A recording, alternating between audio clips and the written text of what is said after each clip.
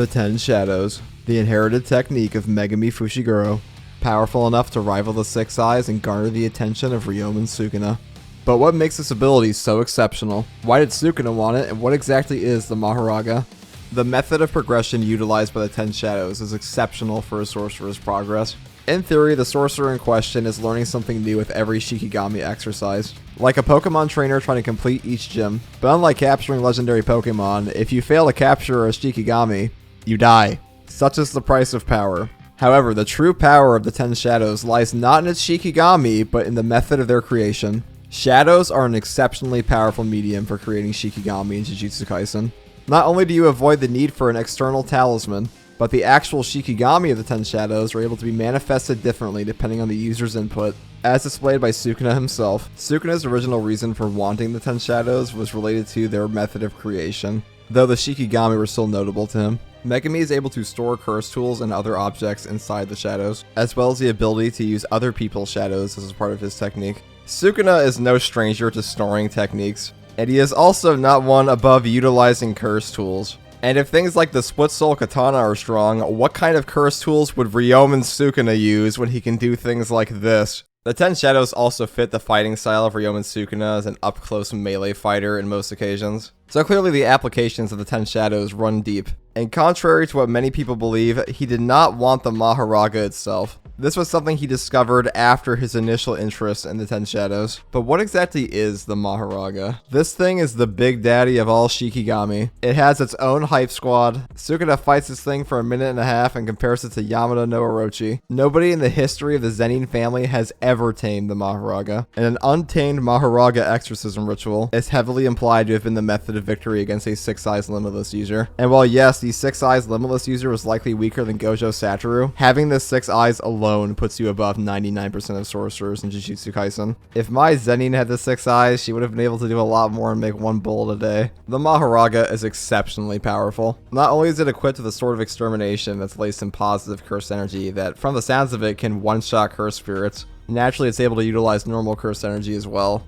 It is also capable of seeing techniques. The only other time we've seen this feat was with Gojo Satoru and the Six Eyes, and all of that stacked with the ability to adapt to any and all phenomena. And this goes way beyond an RCT user. The Mahoraga gets up from having its brain cleaved. And not only that, this thing survived Malevolent Shrine. So considering this thing put up the best fight against a 15-finger Sukuna in the entire series, clearly this makes the 10 Shadows and the Mahoraga real nutcrackers. But what exactly is the Mahoraga? Well, Mahoraga is simply one translation of his name. Another is Makara, one of the 12 divine generals in Buddhism, and the Yaksha of Bhaijaya Guru, the Buddha of healing. Mahoraga themselves do exist in Hinduism and Buddhism, usually serpent-like in appearance. While in Jujutsu Kaisen the comparisons are rarely one-to-one, we can see this partially represented by snake-like appendages on the Mahoraga. The direct references to Buddhism aren't exactly subtle.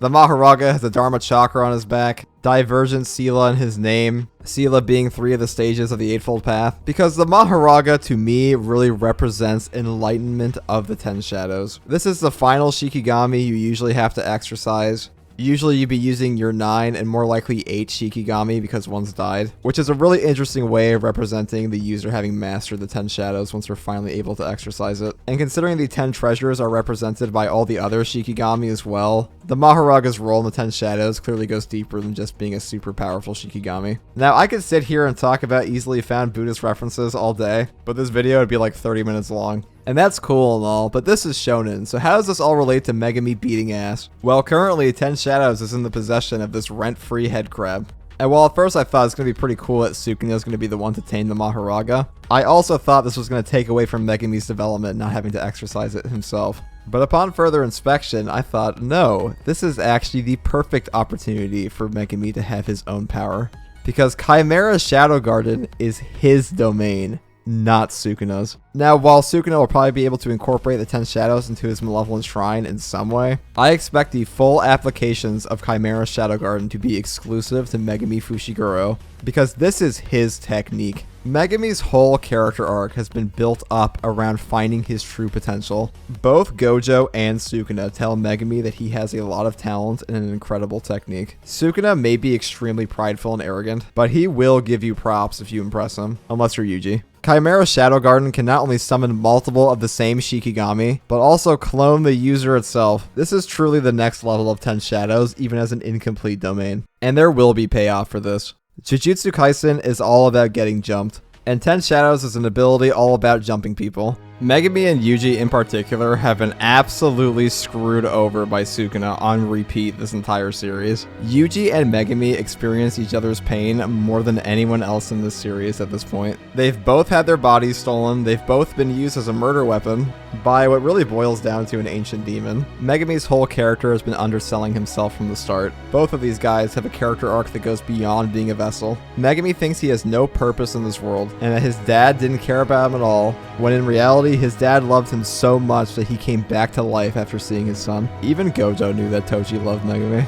because just like his technique, he thinks he's been living in other people's shadows his whole life. I'll make a whole video on this eventually, but long story short, Megumi is a hero. He just has to come out of the shadows. These two in particular have been cooking this entire series. A lot of people question why Gojo thinks they have the potential to surpass him. Well, Megumi had a partial domain expansion at 15 years old. The lead characters from both series are all prodigies. An untamed Mahoraga and an unmastered 10 Shadows was already able to compete with the most blessed combination of abilities we know of in this entire series. A fully mastered 10 Shadows is really shaping up to just be utterly busted. Gojo's stature is him, but they are them. And I am Quirkless Shinobi, and I want to hear what you guys think about the 10 Shadows and the Mahoraga. Let me know in the comments below. And if you like Jujutsu Kaisen, get hyped for Season 2 Beach episode. And if you like videos like this, subscribe for more. And as always, thanks for watching.